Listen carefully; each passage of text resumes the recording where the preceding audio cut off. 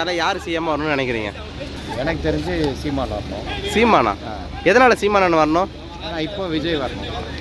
சீமானன் வரணுமா விஜய் வரணும்? ஏன்னா இந்த ரெண்டே கட்சி தானே இருக்கு. மாற்று மூணாவது கட்சி ஒன்று இருந்தால் தான் அது காம்படிஷன் ஆகும். இருக்கிற எல்லா ஃபீல்டும் காம்படிஷன்ல இருக்கு. இந்த ஃபீல்டுக்கு மட்டும் காம்படிஷன் இல்லாமல் இவங்க 2 பேர் மட்டும் வந்துட்டு இருந்தா பாக்கி வந்தால் தானே யாராவது காம்படிஷன் வந்தால் தான் பயம் வரும். இனிமேல் இன்னும் நிறைய பேர் வந்துட்டாங்க. நிறைய பேர் மக்களுக்கு உதவி பண்ணா நம்ம ஓட்டு போடுவாங்க. அப்படி உதவி செய்யலைனாக்கா நம்ம யாராவது நல்லா செஞ்சால் தான் வர முடியுன்ற எண்ணம் வரும்ல. அது ஸோ காம்படிஷன் ஆகும். விஜய் அண்ணனா சீமானா இந்த ரெண்டுத்துல யார் கரெக்டான தமிழ்நாட்டு அரசியல்வாதிங்க? தமிழ்நாட்டில் அனுபவ முயற்சி உள்ளவன்னா சீமான் வரணும். ஃபெமிலியரில் வரணும்னா விஜய் தான் வரணும். ஆனால் எனக்கு தெரிஞ்சு விஜயம் வரான்ற டவுட்டு தான். சீமான் இப்போ தான் ஆரம்பிச்சிருக்காரு. சீமான் தான் பார்த்து தானே இருக்கும். 13% தான் இருக்காரு. இன்னும் மேலே வர முடியல. அப்போ மறுபடியும் திமுக தானே வருது. ஆமாம், பின்ன உங்களுக்கு ஓட்டு உடையது இல்லைங்க. இவங்க 2 பேரும் இல்லைன்னா தான் அவங்கள வேற ஏதாவது மாற்று வர முடியும். இவங்க தான் ஓட்டு உடைக்கிறாங்க. போனாடி கமல் சார் வந்தார். கமல் சார் அப்படியே உள்ள போய் மறுபடியும் திமுக போயிட்டாரு. எல்லாம் சில அவரும் உள்ள போயிட்டாரு. இப்போ விஜயம் அதே தானே பண்ண போறாருன்றாங்க எல்லாரும். வருவார், இவர் தோத்தாருன்னு அடுத்து என்ன பண்ணுவார்? இவரும் திமுக போய் உள்ள சென்றுவார்.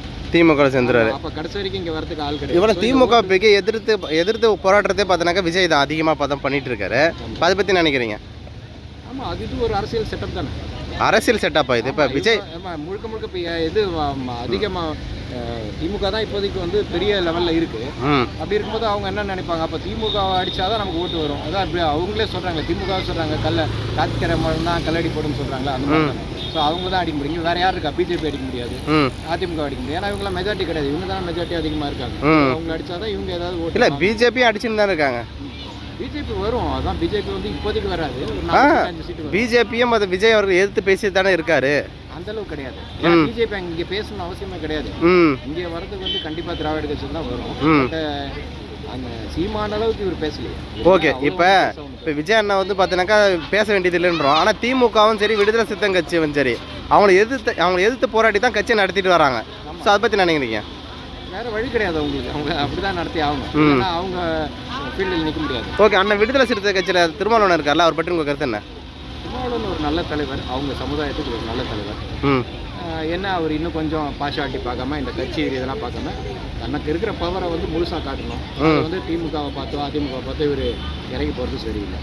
ஆக்சுவலாக திமுகவுக்கு முட்டு குத்துனுக்கிறான்னு சொல்ல வரீங்க? ஆமாம், அவரோட பவர் என்னன்னு தெரியாமல் அவர் தேவையில்லாமல் அந்த இடத்துல தனித்து போட்டிட்டாருன்னா அவருடைய கெப்பாசிட்டி எவ்வளோ இருக்குன்னு நினைக்கிறீங்க? சூப்பராக இருக்கும், செம்மையாக இருக்கும். தனித்து போட்டிட்டாக்கா 40% நிச்சயமாக வரும். 30% வருவாங்க நினைக்கிறீங்களா? திமுக இணையாக வருவாங்கன்னு நினைக்கிறீங்க? தனிச்சு போட்டிடுவோம். தனிச்சு போட்டிட்டா சீமான்லாம் அவர் உள்ள வந்துருவாரு. ஓகே, தனிச்சு போட்டிட்டாருன்னா ஓகே. பல கட்சிகள் உள்ள வந்துடும். இப்போ 2026 எந்த கூட்டணியும் பார்த்தீங்கன்னா இணையாமல் தனித்து எல்லாரும் போட்டிடுறாங்க. அப்போ யார் முதலமைச்சர் வரும்னு நினைக்கிறீங்க? தனித்து எல்லாரும் போட்டிட்டாங்கன்னா அது ரொம்ப பெரிய கேள்வி. அது ரொம்ப கஷ்டம். ஏன்னா இங்கே கூட்டணி வச்சா தான் ஜெயிக்க முடியும். இல்லை, கூட்டணி வச்சாக்கா கூட்டணி இல்லை என்றால் தனிச்சு ஜெயிக்க. ஆமாம், தனிச்சு ஜெயிக்கிறதுக்கு காசு கொடுக்காம இருக்கணும். பணம் யாரும் கொடுக்காம இருந்தா 100% திராவிட கட்சி தான் ஜெயிக்கும். 100% திராவிட கட்சி தான். நம்ம கண்ணு எதிரிலே கொடுக்குறாங்க காசு. நம்ம தான் பார்த்து தானே இருக்கோம். எதிரிலே வந்து கொடுத்து போகிறாங்க. அப்போ நீங்கள் வாங்கிக்கிறீங்களா இது வரைக்கும்? நீங்கள் வாங்கினதில்ல. ஓகே, உங்களுக்கு தெரிஞ்சு எவ்வளோ கொடுத்துருக்காங்க? எனக்கு தெரிஞ்சு 500 ஸ்டார்ட் பண்ணுறாங்க. 1000, 1500, 2000 தொகுதிக்கு ஏற்ற மாதிரி கொடுக்குறாங்க. ஓகே, பிஜேபி அரசியல் தமிழ்நாட்டில் எந்த அளவுக்கு மாற்றங்கள் இருக்குன்னு நினைக்கிறீங்க? நீங்கள் வேர்ல்டு வைடு பார்த்தீங்கன்னா பிஜேபி நம்பர் 1. அவங்க அடிச்சுக்கிறதுக்கு யாரும் தமிழ்நாட்டில் அவங்க வர்றது ரொம்ப கஷ்டம். அது வராது. இருந்தாலும் அவங்களோட முயற்சி பயங்கரமான முயற்சி அது. ஏன்னா இவ்வளோ சீக்கிரமாக இத்தனை வானதி ஸ்ரீனிவாசன் மேடம் வந்திருக்காங்க, அவங்களாம் வந்திருக்கிறாங்க. இன்னும் அவங்க எனக்கு தெரிஞ்சு இன்னும் அநேகமாக இந்த வாட்டி பெரிய அளவில் வருவாங்க, ஓரளவுக்கு வருவாங்க. அடுத்த வாட்டி கண்டிப்பாக வரதுக்கு சான்ஸ் இருக்கு. இல்லை, மேலே இருக்கிறவங்கள மக்கள் பார்த்துட்டு இருக்காங்க. பிஜேபி எப்படி மற்ற இடத்துல பண்ணுது. குஜராத் தமிழர்கள் பேசுகிறாங்க. குஜராத் தமிழர்கள் எல்லாரும் சொல்கிறாங்க சூப்பராக இருக்கீங்க எங்களுக்கு அப்படின்றாங்க. அப்போ இது கொஞ்சம் கொஞ்சமாக மாறும். அது கொஞ்சம் நாள் ஆகும். ஓகேண்ணா, இப்போ பிஜேபி நல்லா அரசியல் பண்ணுறாங்கன்னு வட மாநிலத்தெலாம் சொல்கிறாங்க. அப்போ நல்லா அரசியல் பண்ணுறவங்க அவங்க மாநிலத்தை விட்டு தமிழ்நாட்டுக்கு ஏன் வரணும்னு நினைக்கிறீங்க? வராங்களே, என்ன அதை பற்றி நினைக்கிறீங்க? அதான் ஒரு நாட்டோட முழு கட்டுப்பாடு இருந்தால் தான் எல்லாத்தையும் சாதிக்க முடியும் அவங்களால. அவங்க வந்து சவுத் சைடு எதையுமே சாதிக்க முடியலையே. நிறைய ஸ்கீம் கொண்டு வர முடியும். அவங்க வந்தால் தானே முடியும். நார்த்தில் நிறைய பண்ணுறாங்க, ஏகப்பட்டது பண்ணிட்டாங்க. ஏன் அப்படி பண்ணுறாங்களே? அப்போ ஏன் அங்கே இருக்க மக்கள் ஏன் இங்கே வரணும்? அவங்க ஏன் இங்கே வரணும்? பிஜேபி இங்கே ஏன் வரணும்னு கேட்குறீங்க? ஆமாம், பிஜேபி நல்லா அரசியல் பண்ணுறாங்கன்னு அவங்க சொல்கிறாங்க. இங்கே ஊழல் இருக்குல்ல, ஊழல் பயங்கரமாக தலைவரிச்சு ஆடுது. இங்கே ஆர்டிஓ ஆஃபீஸ்லேருந்து ரிஜிஸ்ட்ரேஷன் ஆஃபீஸ்லேருந்து எல்லா இடத்துல உங்களுக்கு ஊழல் நடக்கல சொல்லுங்க. கவர்மெண்ட் சம்மந்தப்பட்ட எல்லா இடத்துலையும் ஊழல் நடக்குது. உண்மையை ஒத்துத்தானே ஆகணும். ஆமாம், நம்ம ஒரு லைசன்ஸ் எடுக்க முடியுமா? நார்மலாக போயிட்டு ஒரு வெறும் ஃபீஸ் கட்டி எடுக்க முடியுமா? பண்ண முடியாது. அப்போ என்ன, அது ஊழல் நடக்குது, அங்கே ஊழல் இல்லைன்றாங்க. நமக்கு ஊழல் இல்லை அரசியல் தானே தேவை.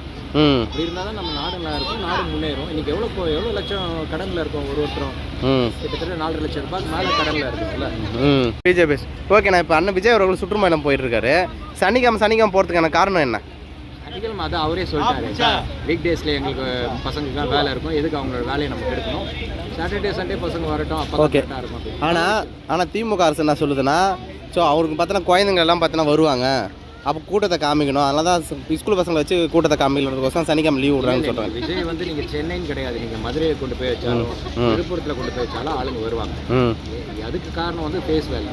அது அந்த ஃபெமிலியருக்கு அந்த கூட்டம் கூட வரலன்னா அப்புறம் வேஸ்ட்டு. அப்போ அவர் வந்தார் அப்படின்னா, இப்போ அஜித் வந்தாருன்னா அதே மாதிரி தான் இருக்கும், ரஜினி வந்தாலும் அப்படி தான் இருக்கும். நீங்கள் யார் ஆர்டிஸ்ட்டை கூட்டம் வந்து ஒரு இடத்துல இருக்கீங்களோ கூட்டம் கண்டிப்பாக வரும். ஓகேண்ணா, எலெக்ஷனே இல்லை, சும்மா எனக்கு ஷூட்டிங் வச்சாலும் அங்கே கூட்டம் வரும். ஓகேண்ணா, இப்படி கேட்போம், வச்சாலும் ஒரு கூட்டத்தை கூட்டுறாங்க, அந்த கூட்டம் எல்லாமே ஓட்டாக கன்வெர்ட் ஆகுமா? 75% கன்வெர்ட். 75%. ஏன்னா ஃபேஸ் வேல்யூ விஜய் கண்டிப்பாக ஜெயிச்சிருவார். விஜய் கண்டிப்பாக சிஎம் வரைக்கும் ஜெய் பண்ணுறீங்களா? இல்லை விஜய் அவர் தொகுதியில் அவர் ஜெயிப்பார். அவர் சார்பாக நிற்கிற மிச்சம் இருக்கிற 233 தொகுதியில் இருக்கிறவங்க ஜெயிப்பாங்களான்றது தான். எதனால் அந்த டவுட் நினைக்கிறீங்க? என்ன காரணம்? ஃபேஸ் வேல்யூ கொடுக்க மாட்டாங்களே, அந்த ஏரியாவுக்குன்னு ஒரு ஃபேஸ் வேல்யூ இருக்குது.